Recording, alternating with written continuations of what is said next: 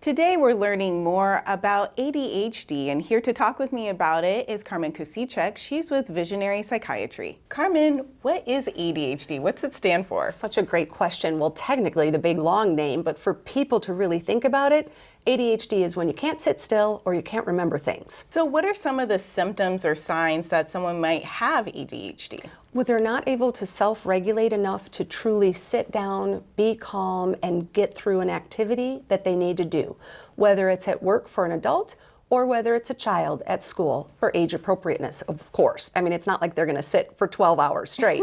And then also for remembering things, like how did you get to work today? Some people have no idea. They don't remember the drive there at all. How do you help them manage their symptoms? There's different ways to manage. For me, in psychiatry, I write the brain medication, so I'm the prescribing provider.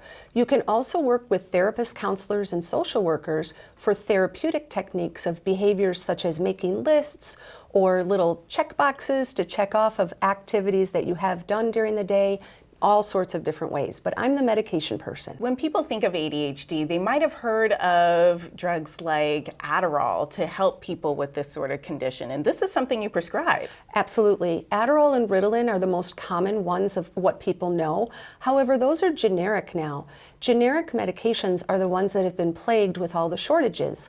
The brand name medications, also in that same molecule, so that same class, are not and have not ever been on a shortage. So it's really important because these are your neurotransmitters. If you're taking medications, you need to consistently take them. So having the provider who's a specialist and knowing where and what pharmacies to get this at is huge.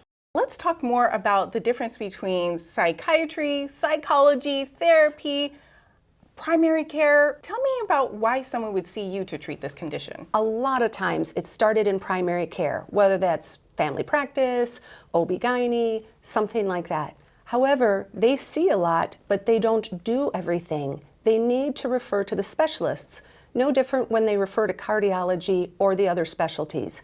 So although it might initiate in primary care, you can come on your own. You don't have to wait for a referral, or your provider might send you to us as the specialists with more understanding in current treatments. Well, Carmen, this has been such an insightful conversation. Thank you so much for talking with us. Absolutely. Thank you very much. And if you're interested in learning more, just head to visionarysych.com.